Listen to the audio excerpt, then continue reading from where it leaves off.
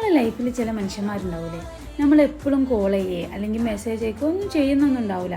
പക്ഷേ എപ്പോഴെങ്കിലും കുറെ കാണുകയാണെന്നുണ്ടെങ്കിലും പണ്ടത്തെ അതേപോലെ സംസാരിക്കാനും ഓരോ കൂടെ നിൽക്കാനൊക്കെ പറ്റുന്ന ചുരുക്കം ചില ആളുകളൊക്കെ ഉണ്ടാവും ലൈഫിൽ എന്നൊക്കെ എല്ലാവരും പറയില്ലേ, അതേപോലെ ഒരാളെ കുറിച്ചാട്ടോ ഞാൻ ഇന്ന് പറയുന്നത്.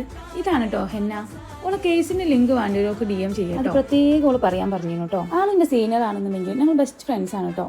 ഓളെ ഖത്തറിലും ഞാൻ നാട്ടിലും തന്നെ ആയതുകൊണ്ട് ഞങ്ങൾ എപ്പോഴെങ്കിലുമൊക്കെ ആയിരിക്കും ഓളെ വരുമ്പം കാണാം. ഇന്ന് ഞങ്ങൾ കാണുന്നതിൻ്റെ മുന്നേ തന്നെ ഫിക്സ് ആക്കി കേട്ടോ, കുറച്ച് നേരം ഇരുന്ന് സംസാരിക്കാൻ പറ്റിയ കുറച്ചാളും ബഹളമൊന്നും ഇല്ലാത്തൊരു സ്പോട്ട് എവിടെയെങ്കിലും നോക്കാന്നുള്ളത്. അങ്ങനെയാണ് ഞങ്ങൾ അരീക്കോട് കഫേയിൽ കയറാമെന്ന് ഫിക്സ് ആക്കിയത്. അങ്ങനെ ഞങ്ങൾ കുറച്ച് നേരം വർത്താനൊക്കെ പറഞ്ഞ് ഫുഡ് ഓർഡർ ചെയ്ത് കുറേ ഫോട്ടോസും വീഡിയോസൊക്കെ എടുത്ത് അങ്ങനെ ഇരുന്നു കേട്ടോ. പണ്ടത്തെ കുറേ ഞാൻ ചെയ്ത പൊട്ടത്തരം മാത്രമാണ് ടോക്ക് പറയാനുള്ളത്, നല്ലതൊന്നും നോക്ക് പറയാനില്ല. അപ്പോഴത്തെ ഞങ്ങൾ ഓർഡർ ചെയ്ത് എത്തിയോണ്ട് ഓൾ കുറേ എന്നെ തിന്നൽ നിർത്തി.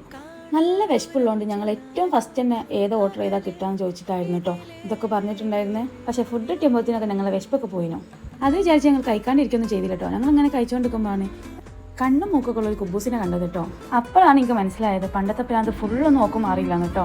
ഫ്രണ്ട്സിനെയും ഫാമിലിനെയൊക്കെ ആയിട്ട് നിങ്ങൾ കുറച്ച് നേരം നല്ലൊരു ആംബിയൻസിൽ നല്ല അടിപൊളി ഫുഡൊക്കെ കഴിച്ചിരിക്കാൻ പറ്റും നല്ലൊരു സ്പോട്ടാണ് കേട്ടോ കെഫ്ഡേ.